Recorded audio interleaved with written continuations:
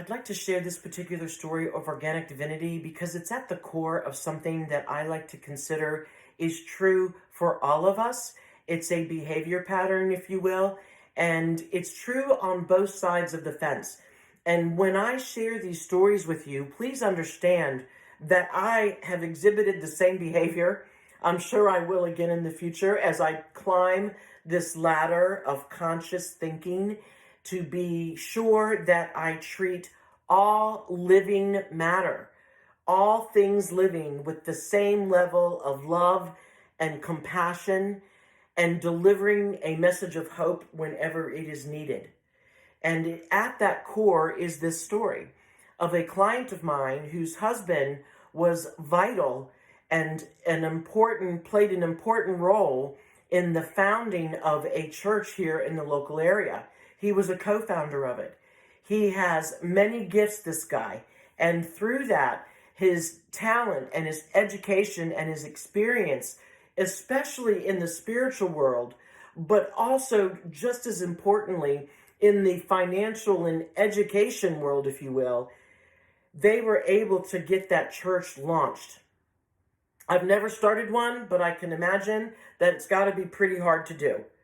And they got it off the ground, and it was flowing and growing beautifully.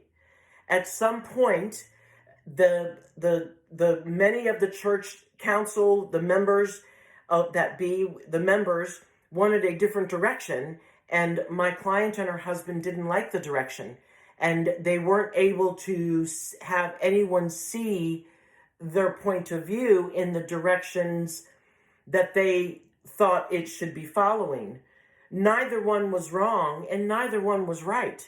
Again, an important thing for us to know and learn this day going forward. And two rights can also look to be wrong, and they're not. They are right, and we have to learn and respect and bring it together, which is what organic divinity is all about. But I digress.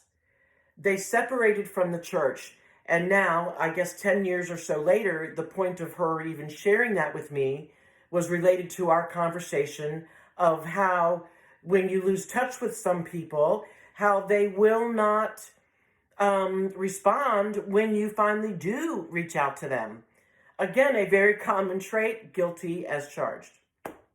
I try, but I'm human.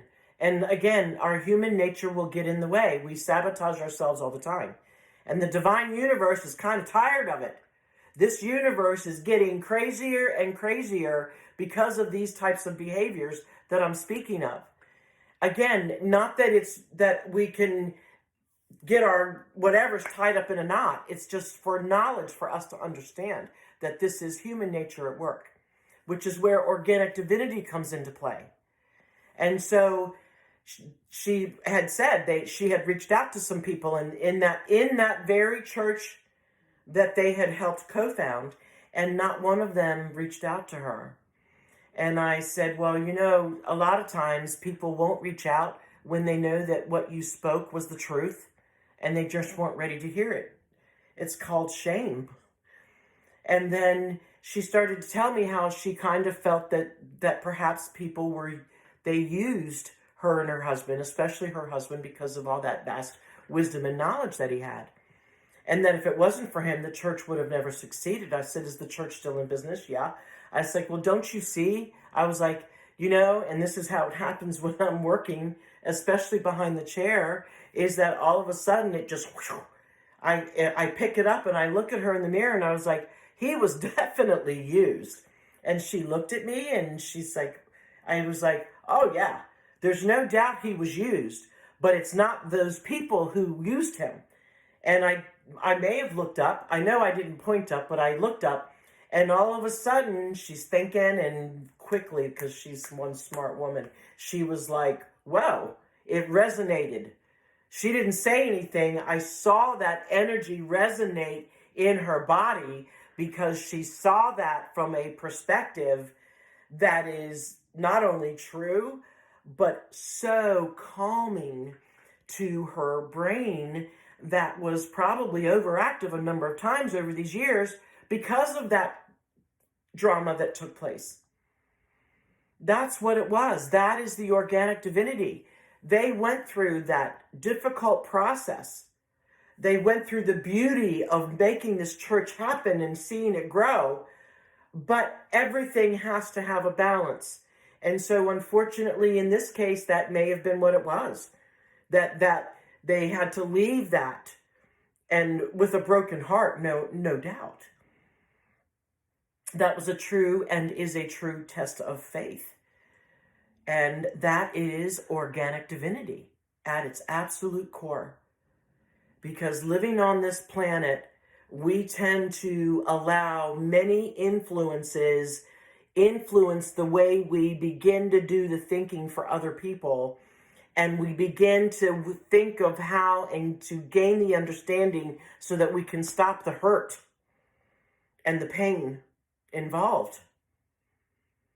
And the reality is that that was all going to happen, and it happened for such a beautiful reason. And so that is what organic divinity is. We have many things in our past that we all can look backwards on that saw these things that happened, and maybe look at them and put that beautiful, bright light on it. That's what the world needs now. All of this dark, nasty underworld is taking over because they're controlling the conversation, especially in media and in social media. That in of itself is difficult to overcome. And so shed the light and look for that organic divinity and put it out there for the universe to know. Share it with everybody. That is your sacred action, and that is how you can fulfill the sacred activism that our divine world needs now.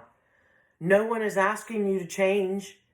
You keep that beautiful divine being in your focus all the time. Let's learn how to keep it there when living on this earth puts something in our way. Thank you for your time. I look forward to talking to you soon.